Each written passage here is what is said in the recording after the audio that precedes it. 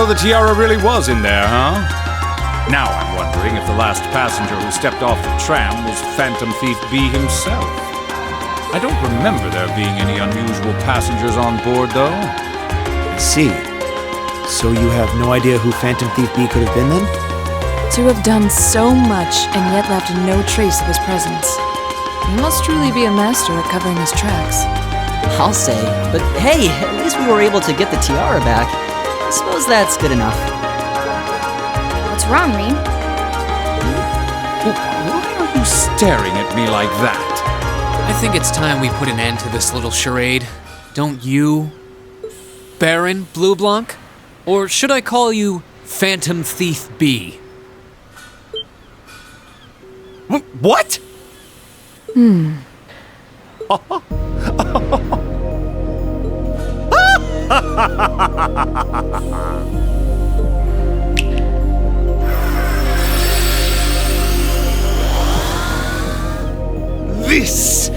This savory taste is why the unripe fruit is the most delectable of all. Wait, aren't you the Baron we met earlier? But that mask... That's the mask of Phantom Thief B! Allow me to introduce myself once again. I am Phantom Thief Blue Blanc, otherwise known simply as Phantom Thief B. Baron Blue Blanc is but one of the many roles I have assumed during my pursuits. Incidentally, might I ask when you first discovered my true identity? It didn't really take much discovering. You went out of your way to show up in the Crystal Garden after all. Now, maybe it's just me, but I find it hard to believe you were seriously trying to hide your identity to begin with. Your disguise is nothing short of perfect, I have to admit. But with all the work you've put into this, I suspected you might come check on us near the end of your little game. Ha ha! I see! Excellent deductive reasoning. Simply splendid!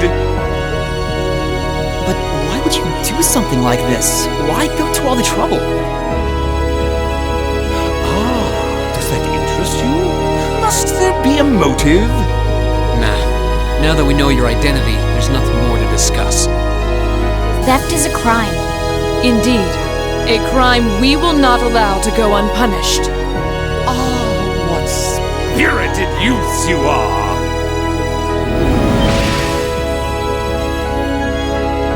What? How did he do that? Just a little trick I like to keep up my sleeve. Regardless, you have provided me with plenty of sport and more than enough entertainment for one day. I'll be watching your future achievements with keen interest. Ladies and gentlemen, until we meet again, I bid you adieu.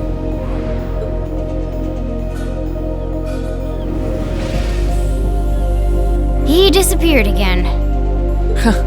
That's quite a little trick. He might still be nearby. Let's search the area.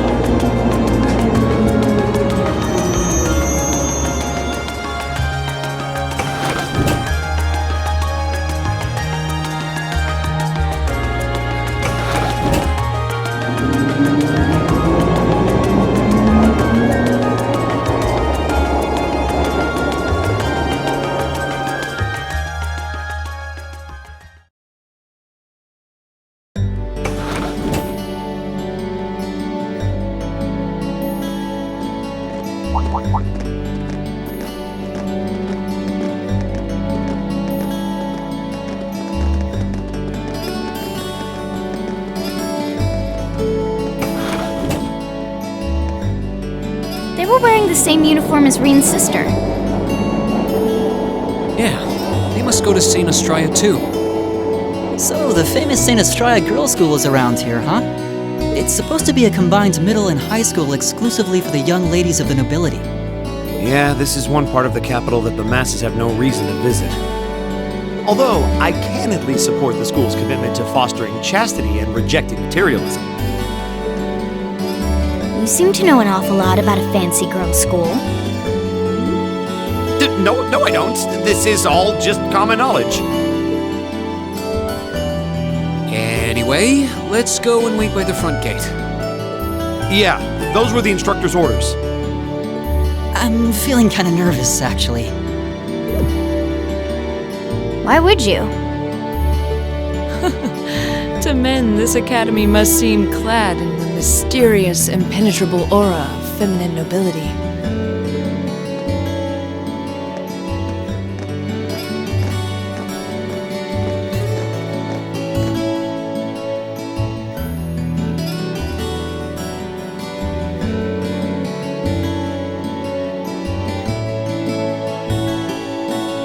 I was wondering, did you not want to come here, Laura? My father did recommend it to me, but they offered no classes in the martial arts. That alone was reason enough to look elsewhere. I can totally understand that. Though I get the feeling Laura would cause a real uproar if she went to a school for genteel young ladies.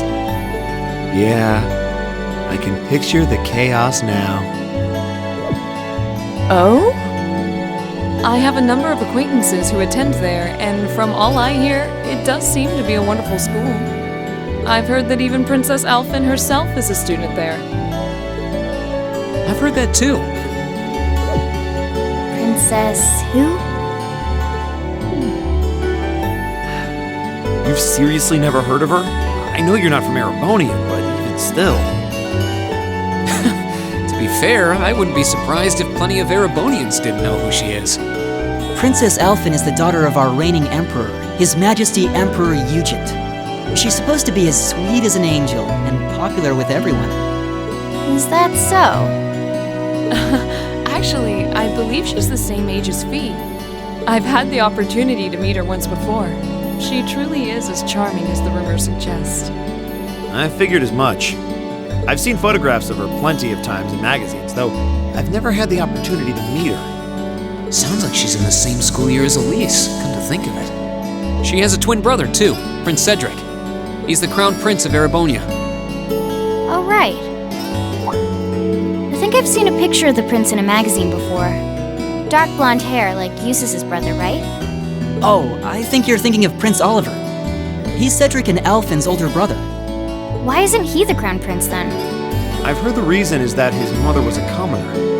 It seems like a stupid reason to deny him the right of succession, but that's how nobles do things. I feel like I've been hearing his name a lot lately.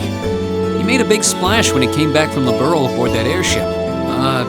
You know the one, right? Ah, you must be referring to his return aboard the Arcel, after the crisis in Liberl was put to rest. Yeah, I remember seeing that. It really made a big impact. I'd never seen an airship that looked so white and elegant before. I believe my father went to welcome the prince back in his capacity as imperial governor, too. And yeah, now that you mention it, that does seem to be when I started hearing his name around a lot more. Oh, you're all here already. Ah, you made it. It's good to see you all again. You're a bunch of early birds, aren't you? Well, we just about finished up everything we had to do when we got the call to meet here. Were you able to finish up everything on your end, too? As if we'd leave any loose ends. If not for our unfamiliarity with the city, we would have been finished this morning. Every time. Looks like getting these two to kiss and make up will be an uphill battle. Well, some say that when someone gets under your skin, it means you really care about what they think. Wait, did you two? I figured the girls would be the first to notice. Of course. I apologize for any worry I've caused you. We're fine now. Really? That's great! It sure is. Maybe after this field study is over, we can get together and spend the night talking in one of our rooms. Sounds good. The thought of a Class 7 pajama party makes me a little embarrassed. That's girls for you. Girls and sleepovers go together like jam and toast, huh?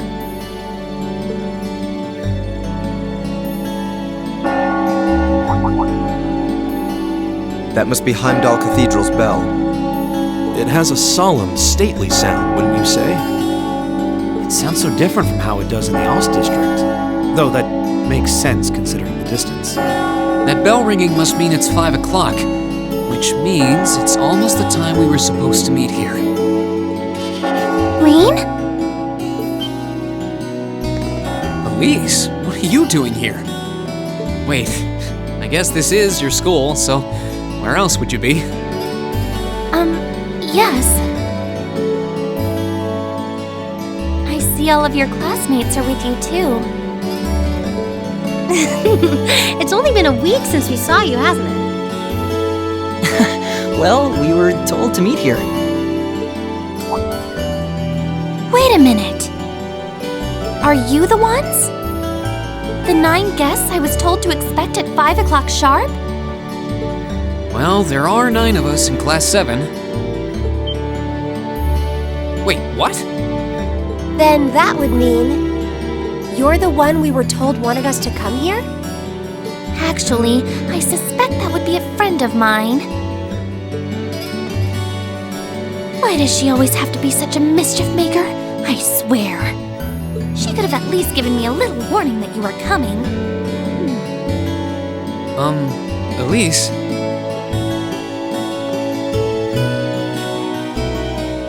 Anyway, where are my manners? Welcome to St. Estrella Girls' School. I hope you'll enjoy your visit. Right this way.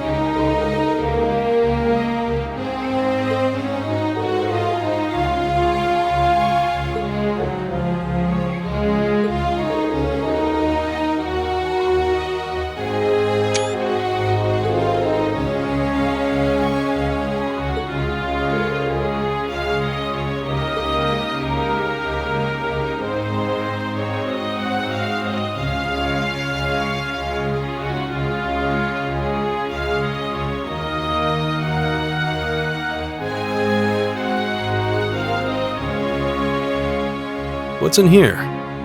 It looks like an indoor garden. This is the Academy's Rose Garden. The person who called you here is waiting inside.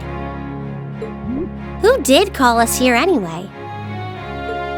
Whoever they are, they must have considerable social standing. Your Highness, I brought the guests. Thank you. Please show them in. Oh, No way. Hey, Elise, is that... You don't need to ask when you already know. Now, if you'll follow me.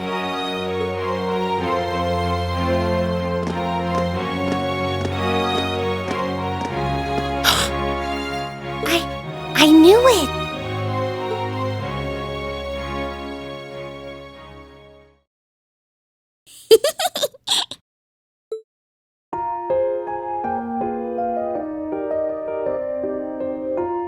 Welcome, ladies and gentlemen of Class VII.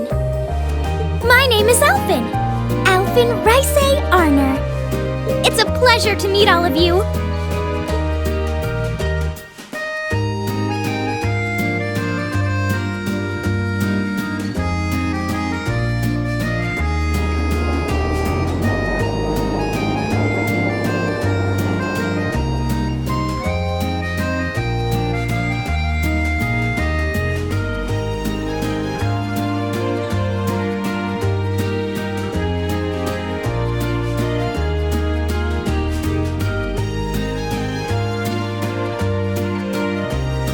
Elise, cheer up! I'm sorry, alright? I was only trying to tease you a little. Don't you have something you wanted to discuss with everyone? Please, go right ahead. Well, that aside, it's been a long time since I last saw both of you, Eustace and Laura. I'm glad to see you're both well. Likewise, Your Highness. You've become even more fetching since we last met. Aw, thank you! I was rather hoping that you'd decide to enroll in Sanctus Dryad too. But it seems you chose to attend Thor's after all. Well, I've committed myself to following the way of the sword, and Thor's gives me a place to hone my skills. I apologize for not being able to live up to your expectations. First I lost Angelica to Thor's, then you too. Perhaps I should just transfer there next year myself. Your Highness? Got you to look! But Well, she seems lively. she seems far more easygoing than I was expecting. I've heard plenty about her, but none of that prepared me for meeting her in person. So, this is what it's like to be in the presence of royalty. It's actually rather overwhelming. I can see why people always compare her to an angel. Me too.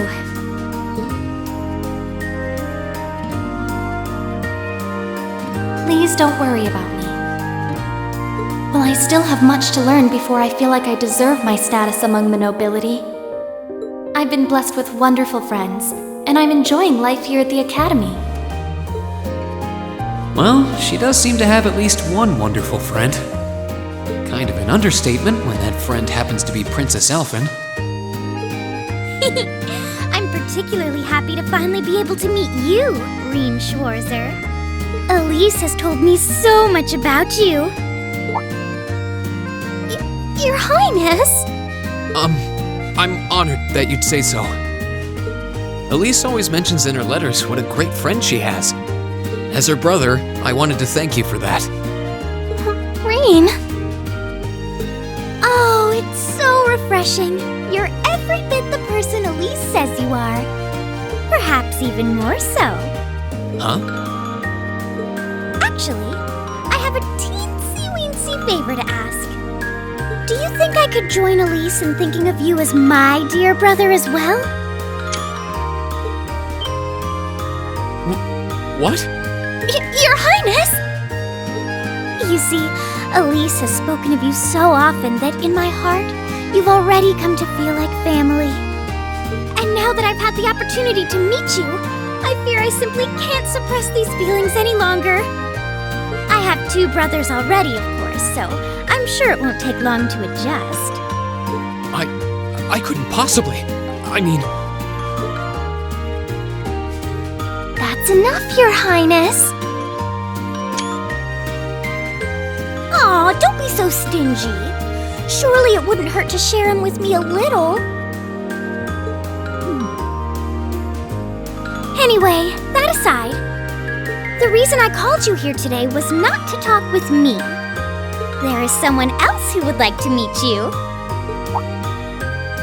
Why? It's not like we're famous. Who do you mean?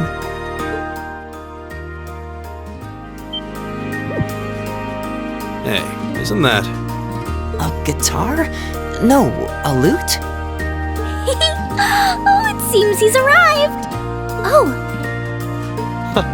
I apologize for keeping you waiting.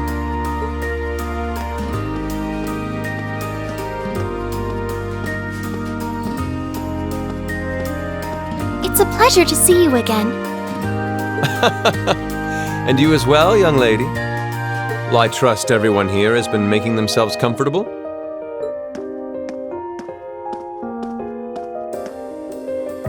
Who's this guy? I'm not sure, though I feel like I've seen him somewhere before. I serve as a music instructor in the hallowed halls of this fine academic institution. In truth, I am ever on the hunt for that elusive mayfly we call love. But that might raise eyebrows at a girls' school. But whose pulse would not quicken wandering into this untainted cloister of dew-eyed maidens? Ah, the romance.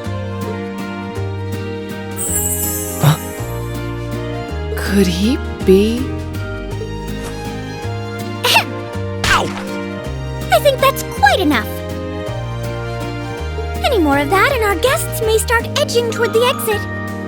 Ah, I can always count on you to never miss a beat, my dear sister. Oh, wait. So this is... Whoa. Indeed.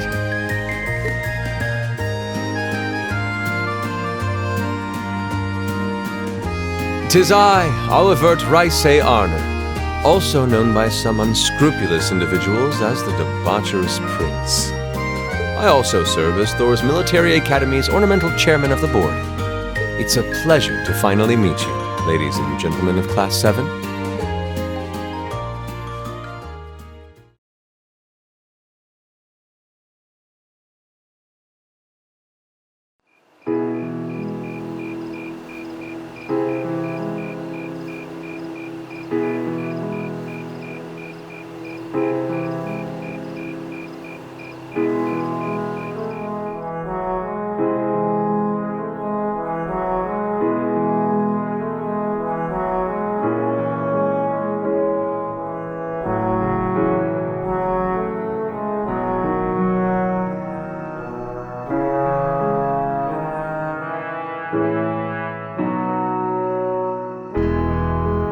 I have to admit, I was surprised to learn that you're the chairman of the board of directors, Your Highness. I'd heard that the chairman was a member of the imperial family, but still. I'm not surprised. Who would expect the infamous prodigal son to chair a committee at a prestigious academy like Thor's? I suppose it's not surprising they'd rather keep it hushed up, though. It wouldn't exactly be great for the school's image. That's surprisingly forthright coming from you. Is it really true, though? I mean, that you were the one responsible for establishing Class 7, Your Highness? Indeed, I was. You see, it's always been a tradition that a member of the imperial family serves as chairman of the board. At first, I wore the title in name only, but I had a change of heart after my vacation in Liberl 2 years ago. You were in Liberl back then? That would put your visit during the incident that occurred there, correct? Right. All I've done since I returned to Erebonia has been inspired by my experience during the crisis in Liberl. As a result, fruitless though they may prove to be, I've set a number of plans in motion. One of which is to bring the winds of change to Thor's Military Academy. A gust of fresh air, if you will. Winds of change, huh? I can only assume you're referring to our class? Then the one who decided to throw both commoners and nobles into the same class was... Yes, the idea was mine. Although the selected students also had to have a high aptitude with the Arcus units too. I think I'm finally starting to understand the reasoning behind Class 7. and why we're being sent all over Erebonia on these field studies. To show us firsthand and give us cause to consider the conflict between the two factions. That is the purpose behind our field studies. Is it not, Your Highness? That is one of the reasons, yes. However, my foremost intention was to show you that during your lives, you will encounter many obstacles and conflicts. Not just between factions, but between the capital and the provinces, tradition and technology, even between nations.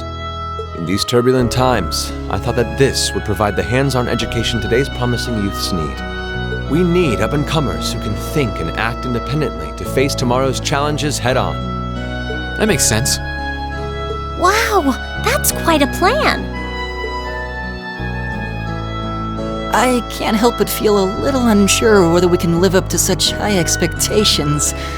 Hearing your explanation has, at the very least, cleared up many of the doubts I've had up to this point. Class 7 does seem like an ideal environment to expand one's outlook on life. I feel like going through everything we have so far has brought us closer to doing exactly that. Yep. Marvelous. I'm so pleased to hear it. Just listening to you makes me feel even more certain that establishing Class 7 was the right decision. Especially since while the idea itself was mine, I have no real say in how the classes run day to day. Even so, I still hope to meet all of you at least once, if only to tell you all this. That was when Alfin stepped in and offered to set up this little meeting. I see. Well, I could hardly refuse such a sincere request from my brother. But it also presented me a fine chance to finally meet Elise's beloved brother, as I've always wanted to. Your Highness! Thank you for taking the time to tell us all of this, Your Highness. I feel like now that I know, I want to live up to the promise you saw in Class 7. Thing is, am I right in assuming that Class 7 doesn't exist just to fulfill your progressive ideal? What do you... Oh? The board has its chairman, of course, but 3 directors besides. My older brother Rufus, Imperial Governor Karl Regnitz, and Irina Reinford of the Reinford Group. Oh, yeah. Now that you mention it, They do seem to have certain expectations for us. Precisely. As I mentioned, I no longer have anything to do with how Class 7 is run. That authority lies with the directors. As you're keenly aware, Rufus and Governor Regnitz sit on opposite sides of the factional divide. And while Chairman Irina is mostly involved with Class 7's technology, like the Arcus, her intentions are a mystery to me. And it's those 3 who decide where you'll travel for your field studies. Is that right? When you put it that way, it does make it seem like some kind of bargaining is taking place behind the scenes. It was one of the conditions they gave in exchange for allowing Class 7 to be established. I'll admit, I hesitated to allow it, but I decided to place my hopes in you. We believed then, as we still do, that one day you all will be a great light that can push back the darkness of this country. Well, I suppose when I put it that way, it sounds positively heroic. But that's just me. Don't feel too pressured by it. Your students, first and foremost. Reach out and grab that fragrant rose of school life. Join a club. Eat cheap food with your friends at midnight. Fall in love. We live but once. Make your youth count.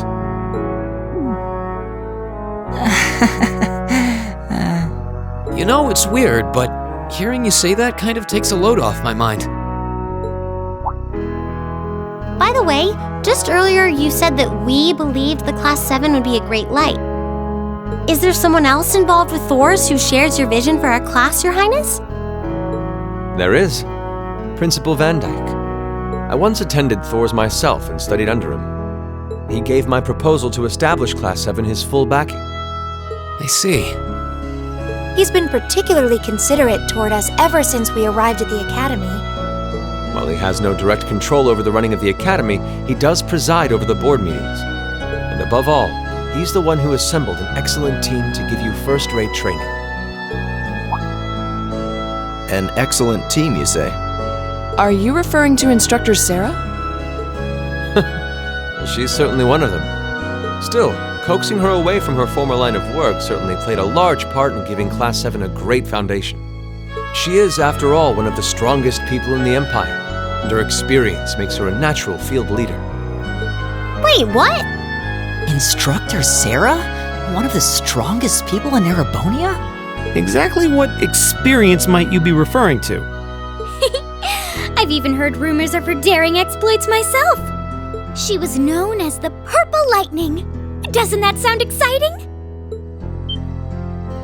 Wait, Purple Lightning? I knew it! If you two have heard of it, it must be a household name among martial artists. That's right, though I've just heard it in passing. Ah, that young ace of the Erebonian Bracer Guild, and one of the Empire's most famous bracers. She has a history full of brave feats and dangerous deeds. She was even the youngest bracer to achieve A-rank status. Back then, she was known as the Purple Lightning. Now, you know her simply as your homeroom teacher.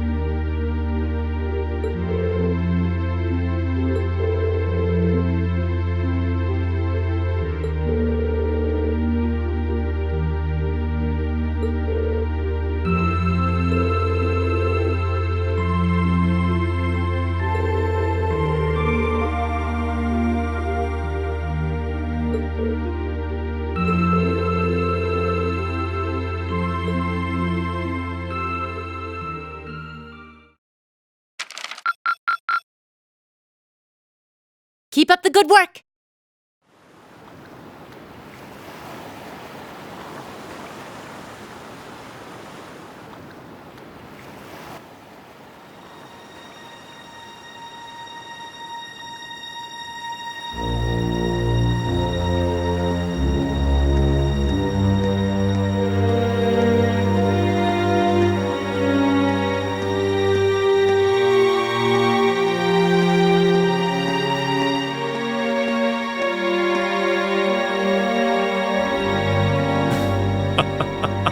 The time is finally at hand. At last, the hammer of judgment shall rouse this indolent capital from its slumber. Yeah!